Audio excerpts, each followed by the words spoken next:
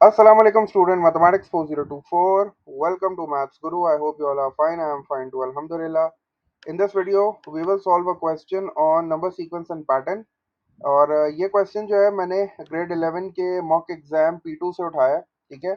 और थोड़ा सा डिफरेंट क्वेश्चन है। जिस तरह नंबर सीक्वेंस और पैटर्न के ट्रेडिशनल क्वेश्चंस आते हैं जिसमें पैटर्न्स गिवन होते हैं, टेबल्स वो फिल करा रहा होता है हमसे और एनी टर्म की एक्सप्रेशंस जो है वो लिखवा रहा होता है। यहाँ थोड़ा सा क्वेश्चन उसने डिफरेंट किया है, साइमल्टेनियस इक्वेशंस को इन्वॉल्व किया है। तो अच्छा इंटरेस्टिंग सा क्वेश्चन है, 5 मार्क्स का था ये क्वेश्चन, ठीक है। आई होप ये वीडियो तुम लोग के लिए हेल्पफुल होगी इंशाल्लाह। Let's just start the question. पहले रीड करते हैं और फिर देखते हैं कैसे सॉल्व करना है। The question says an expression for the nth term of a different sequence is n square plus an plus b। एक कोई सीक्वेंस है, ठीक है, उसकी हमें जो है वो nth टर्म की एक्सप्रेशन दी हुई है। nth टर्म को हम जनरल टर्म भी कहते हैं, ठीक है। तो वो है n square plus an plus b, ठीक है।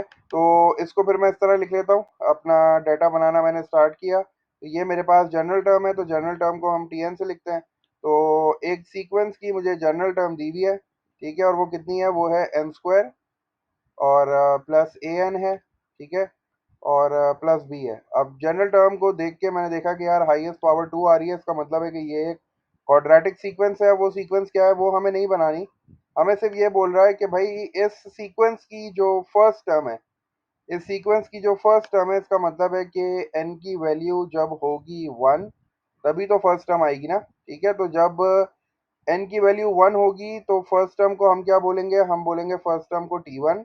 और वो जो T1 की वैल्यू है वो है मेरे पास 3, ठीक है। एक तो उसने मुझे ये कंडीशन दी हुई है। अच्छा, और इसके अलावा उसने मुझे एक और कंडीशन दी हुई है। आगे कह रहा है थर्ड टर्म। थर्ड टर्म की बात करूंगा तो इसका मतलब है कि एन की वैल्यू कितनी हो जाएगी, एन की वैल्यू 3 हो जाएगी। और थर्ड टर्म मेरी कितनी है, तो थर्ड टर्म का मतलब हो जाएगा T3। और T3 इसने मुझे बोला कि T3 है मेरे पास 19, ठीक है। अच्छा भाई, ये दो चीज़ें उसने मुझे दे दी हैं और मुझसे कह रहा है कि भाई इस सीक्वेंस की छठी टर्म जो है वो मुझे फाइंड करके दो, मतलब T6 जो है वो मुझे फाइंड कर दो। अब एक चीज़ तो मुझे सीक्वेंस देख के आइडिया हो गया कि ये क्वाड्रेटिक सीक्वेंस है।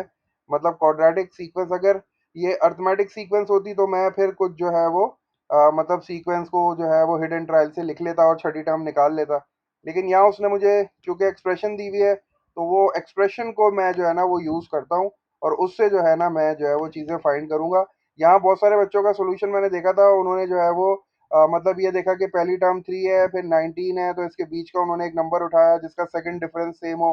तो उन्होंने कोशिश की है, ठीक है, क्योंकि कॉन्सेप्ट था उनके पास जो क्वाड्रेटिक सीक्वेंस का कॉन्सेप्ट होता है जिसमें सेकंड डिफरेंस सेम होता है। लेकिन मैं तुम्हें बोलूंगा उसमें काफ़ी टाइम लगा होगा तुम लोग को, ठीक है ना। तो ये जो तरीका मैं बता रहा हूँ इसमें मैं ये कर रहा हूँ कि चूंकि मेरे पास दो कंडीशंस है, तो दोनों कंडीशंस को मैं बारी बारी जो है वो जनरल जो टर्म की एक्सप्रेशन दी हुई है इसमें प्लग इन करूंगा, दो इक्वेशंस बनाऊंगा और दोनों इक्वेशंस को साइमल्टेनियसली सॉल्व करके जो है मैं कुछ वेरिएबल्स फाइंड आउट करूंगा और उससे जो है वो मेरे पास 6 टर्म आ जाएगी। जैसे मेरे पास n की वैल्यू 1 है और T1 की वैल्यू 3 है, तो मैं क्या करता हूँ, ये जो जनरल टर्म की सीक्वेंस इसने दी हुई है यहाँ जो है वो मैं n की वैल्यू प्लग इन करता हूँ। तो Tn लिखा हुआ है तो T1 हो जाएगा क्योंकि n की जगह पे 1 रखना है। उसके बाद मैं आगे बढ़ूंगा, इज इक्वल टू है n स्क्वायर कितना है, n की जगह पे 1 रखूंगा तो 1 का स्क्वायर 1 हो जाएगा, ठीक है। उसके बाद मैं आगे बढ़ूंगा तो प्लस का साइन है और फिर a मल्टीप्लाई बाय n है। n की जगह पे मुझे 1 रखना है, तो जब a 1 से मल्टीप्लाई होगा तो ये a हो जाएगा और फिर आगे जो है मेरे पास आ जाएगा b। अब मैं क्या कर रहा हूँ, मेरे पास जो है वो T1 की वैल्यू है, T1 कितना है, T1 है 3, तो मैंने T1 की जगह पे 3 रख लिया, ठीक है। और ये इस तरह हो गया 3 is equals to 1 plus A plus B. अब वो जो है वो 1 को मैं शिफ्ट कर देता हूँ, वहाँ जाके माइनस हो जाएगा, तो 3 माइनस 1 जो है ना मेरे पास आ जाएगा 2।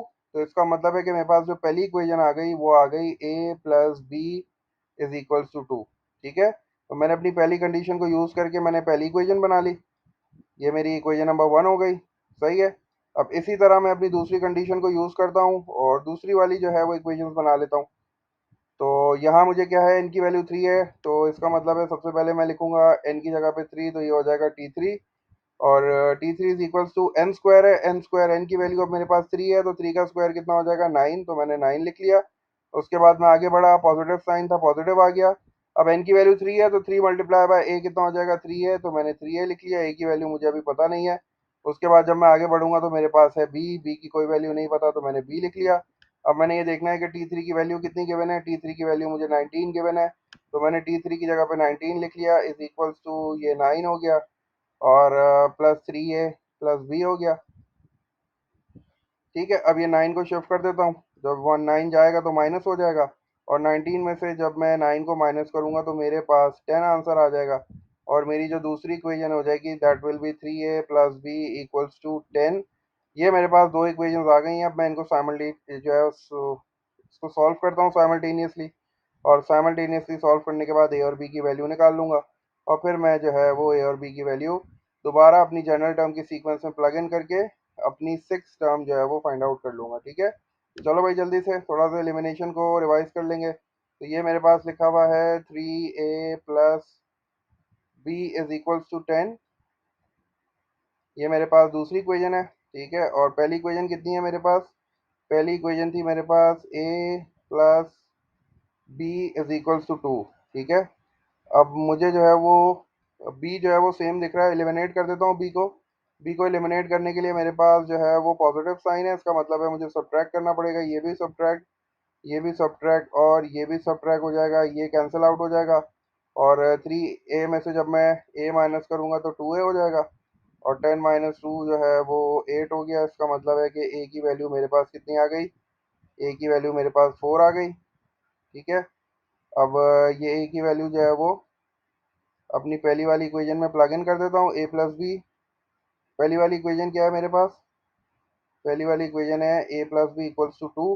तो इसमें प्लग इन कर दो जल्दी से। ए की जगह पे ए की वैल्यू पुट कर दूंगा, ए प्लस बी इक्वल्स टू 2 हो गया।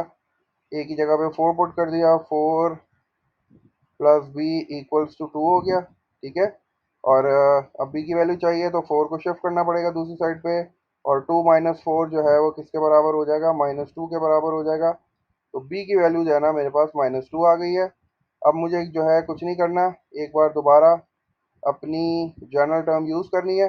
अब चूंकि मुझे T6 निकालना है, ठीक है, तो मैंने यहाँ पे लिखा T6 इज इक्वल्स टू, अब n की जगह पे मुझे 6 पुट करना है।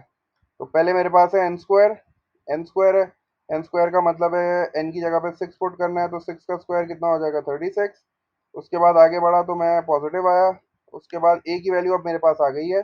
ए की वैल्यू कितनी है मेरे पास? ए की वैल्यू है मेरे पास 4, तो मैंने ए की जगह पे 4 लिख दिया। And then comes the value of N, the value of N is 6, मैंने 6 लिखा, ब्रैकेट क्लोज किया। उसके बाद मेरे पास है पॉजिटिव, तो मैंने प्लस लगाया, और बी की वैल्यू मेरे पास है -2, तो मैंने यहाँ -2 लिख दिया। उसके बाद बस जल्दी से सिंप्लीफाई करना है, मेरे पास जो है वो 6 टर्म आ जाएगी, दिस विल बी 36। और जब मैं 4 और 6 को मल्टीप्लाई करूंगा, 4 टाइम्स 6 इज 24, तो ये 24 हो गया, और प्लस माइनस माइनस हो गया, ये 2 हो गया। 36 और 24 को जब आप ऐड करोगे तो ये आ जाएगा 60, और 60 में से जब आप 2 माइनस करोगे तो इसका मतलब ये हो गया कि जो हमारा आंसर है, जो हमारी 6 टर्म है, that is coming out as 60 minus 2, 58 आ गया। ठीक है, तो ये है मेरी छठी टर्म इस सीक्वेंस की।